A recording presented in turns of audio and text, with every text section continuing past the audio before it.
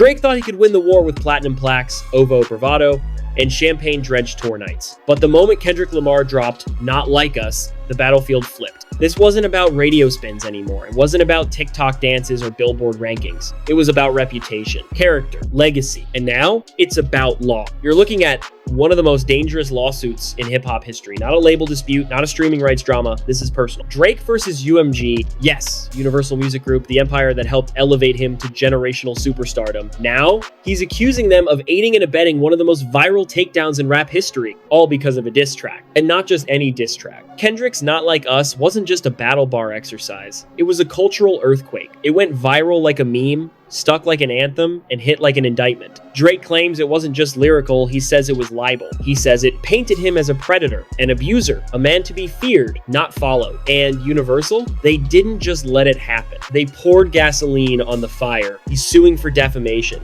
and he's naming names. He wants contracts, emails, marketing strategies, internal memos, everything UMG ever said, signed, or suggested about Kendrick's music in the last few years. The Super Bowl, the Grammys, Spotify playlists, social media boosts, bots. Drake's not just suing the man who made the song, he's coming for the machine that powered it. But here's the twist. While Drake and UMG lock horns in court, a third party enters the chat. Not a label, not a journalist, a team of legal scholars. They call themselves Amici Curiae, friends of the court. And their bombshell argument? This lawsuit doesn't just risk Drake's reputation, it risks hip-hop's soul. If you're already gripped, tap like if you believe diss tracks belong on wax, not in court records. Smash subscribe if you want the truth they won't put in the presser. Because this right here, this is where the culture collides with the courts. Drake says Not Like Us wasn't rap, it was a hit piece. In his view, Kendrick crossed the line between art and accusation. The beat might have knocked, but the message, personal, too personal. From the lyrics to the music video, even the cover art, Drake's lawyers argue the whole package was designed to slander, to frame him not just as a washed-up pop rapper,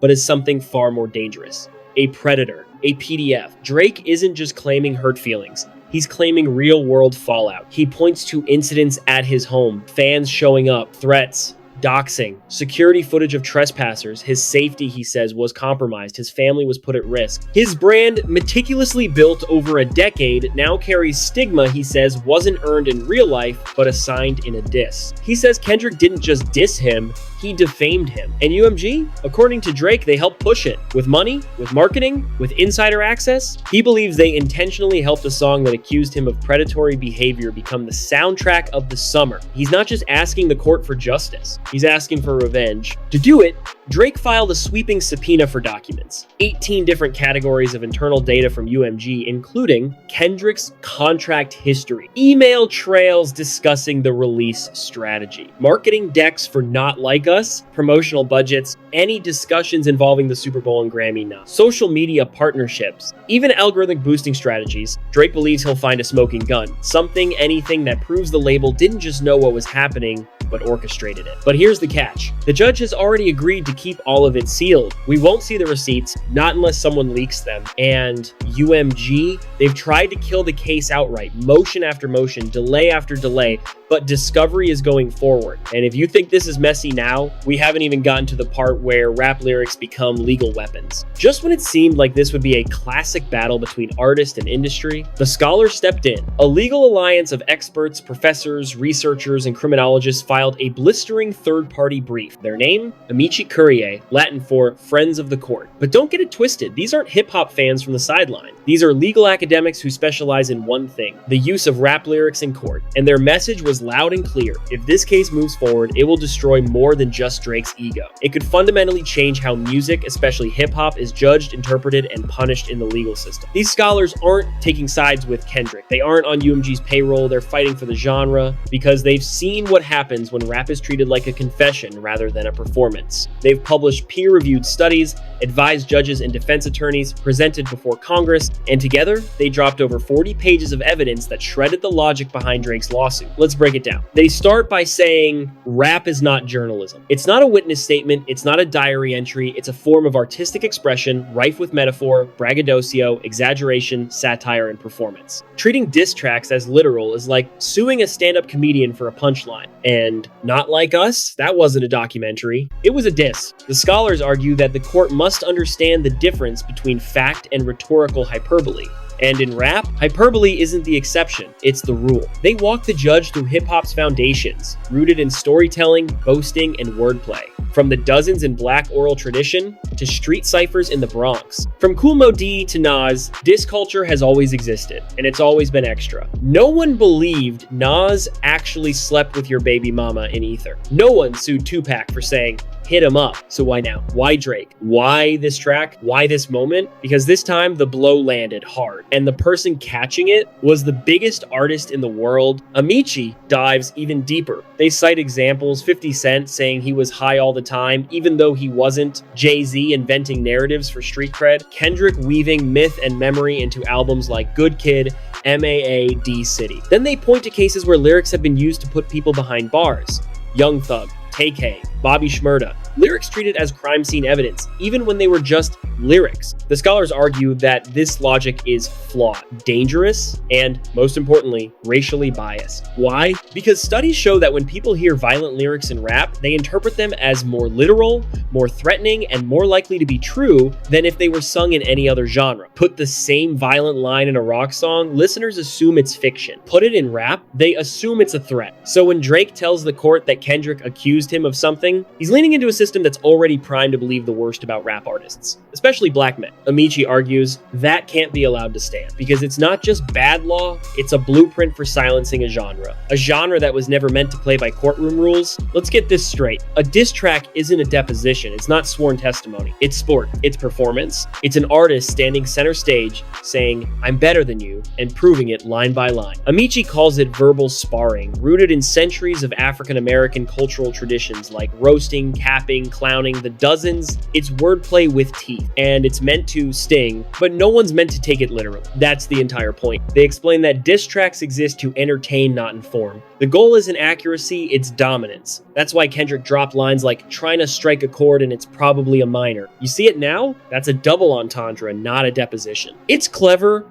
calculated, cutting, but it's not court testimony, and if the law can't tell the difference, then the system's broken. Because every rapper will now have to rap like a lawyer. Every bar will be dissected like a contract. Every metaphor, a landmine. That's not just censorship, that's creative extinction. Let's talk ripple effects. If Drake's lawsuit survives, it sends a signal to every label, every artist, every streaming platform. Rap lyrics aren't just entertainment anymore, they're evidence. And that's the nightmare scenario. Amici warns of the chilling effect. The idea that artists will start censoring themselves, not out of taste or morality, but out of fear. Fear of being sued, fear of being investigated, fear of their lyrics showing up on an indictment. Suddenly, the booth isn't safe. Suddenly, bars need a legal team. Record labels, already risk-averse, will see diss tracks not as viral opportunities, but as lawsuits waiting to happen. Will they greenlight the next takeover, the next back-to-back? Will they stand behind artists who diss rivals? Or will they tell their biggest names to play nice, water it down, keep it corporate? We already know what happens when labels get nervous.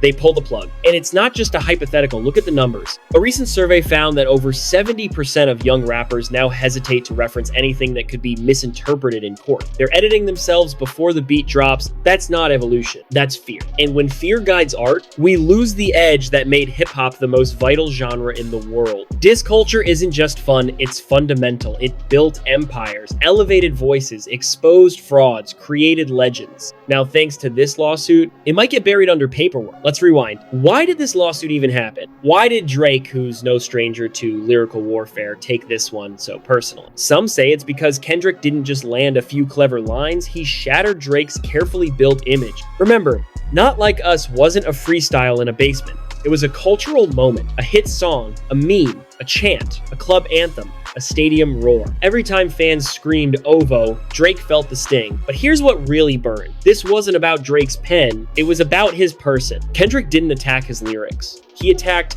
him. And Drake says UMG helped. That's the heart of his rage. Not just that Kendrick got one over, but that his own label might have played along. He sees it as betrayal. And maybe that's why he's willing to go nuclear. Because if you believe your career, your character, your family's safety was sacrificed for a diss track, you're not just suing for damages. You're suing for blood. To understand the stakes, look no further than Jeffrey Williams, better known as Young Thug. Right now, he's on trial, not for lyrics, but lyrics are being used against him. Every bar he spit, every metaphor, every song, played in court like wiretaps, even ones he didn't write. It's unprecedented. Prosecutors claim his music proves he was running a criminal enterprise. That art equals intent. That rhymes equal evidence. That's the slippery slope Drake's lawsuit could normalize. Today, it's a civil suit. Tomorrow, it's more RICO cases. More artists locked up for verses. More prosecutors using Spotify like a search warrant. And don't think they'll stop at gang talk. If PDF files can be interpreted as a literal accusation, then any lyric can suddenly, I got enemies, got a lot of enemies. Isn't a bar, it's a confession. Now imagine you're a label exec. You've got a rising star with a sharp pen, a big mouth, a hunger to make waves. They bring you a diss track. It's fire. It's disrespectful. It's going to go viral. But your first thought, could this get us sued? That hesitation? That's the beginning of the end. Because labels don't invest in liability. They want safety. They want predictability. They want streams without subpoenas. So what do? They mute the real ones. They uplift the algorithm darlings,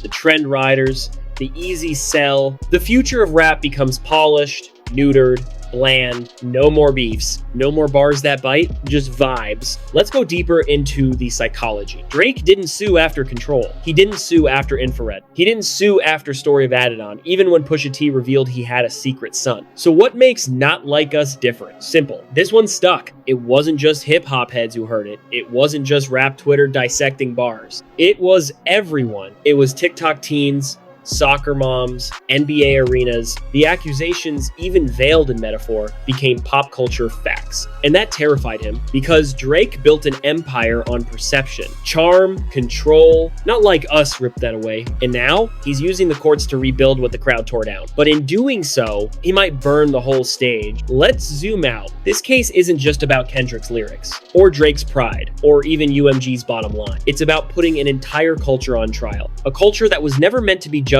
by legal standards. A culture that speaks in metaphor, code, rhythm, and rebellion. A culture built in the shadows of the system, now being dissected inside it. Drake's lawsuit tells the court, this lyric hurt me. This metaphor crossed a line. But what if every rapper starts saying that? What if every diss becomes a lawsuit? Jay-Z versus Nas? In court. Meek versus Drake? Subpoenas. Nicki versus Cardi? Deposition season. What happens to battle rap? What happens to storytelling? What happens to calling out industry fakes? Gone. What we're left with is a sterilized shell of the genre. One where the best rappers are the quiet ones, the safest ones, the ones who rhyme like lawyers, not poets. And here's the cruel irony. Hip-hop earned its power by saying what no one else would. Now the courts are threatening to take that power away. With Drake leading the charge, Amici makes another crucial argument. This isn't just about music. It's about the First Amendment, free speech, artistic expression. They urge the court to draw a line, one that protects diss tracks, battle bars, and the raw honesty that defines rap. One that understands the difference between calling out and calling the cops. Because if the court rules that Not Like Us is defamation, then any art that makes someone uncomfortable could be seen as a threat. That's not just a hip-hop issue. That's a speech issue, a human issue. The same logic could apply to comedians,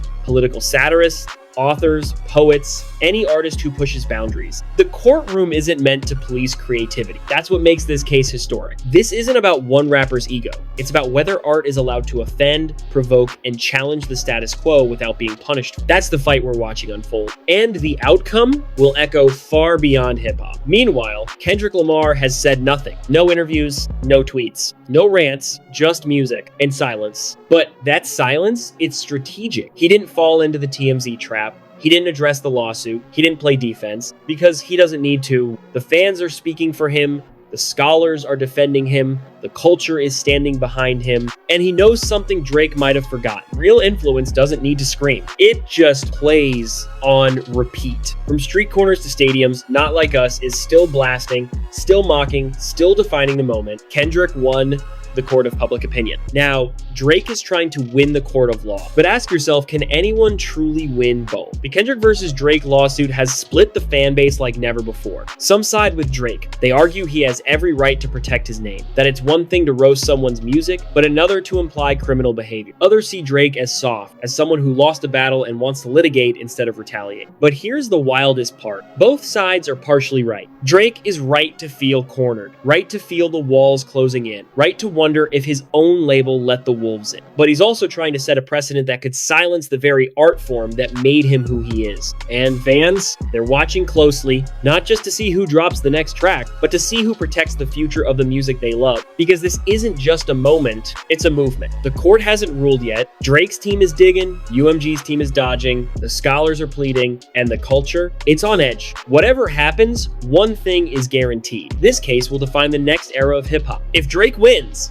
we enter a new world, one where bars need disclaimers, where diss tracks need lawyers, where labels fear releasing too much truth. If he loses, artists get a green light to go harder, cut deeper, and trust that the courtroom can't kill creativity. Either way, there's no going back. Next time, we dig even deeper. We'll unpack how this beef has changed, how artists drop, how fans choose sides, and how labels pick favorites. Who's quietly backing Kendrick, who's distancing from Drake, and who's next in the firing line. Like this video if you think lyrics should never be handcuffed. Smash subscribe if you're riding with the culture, not the courtroom. Because hip-hop just entered a new era. And this is only the first verse.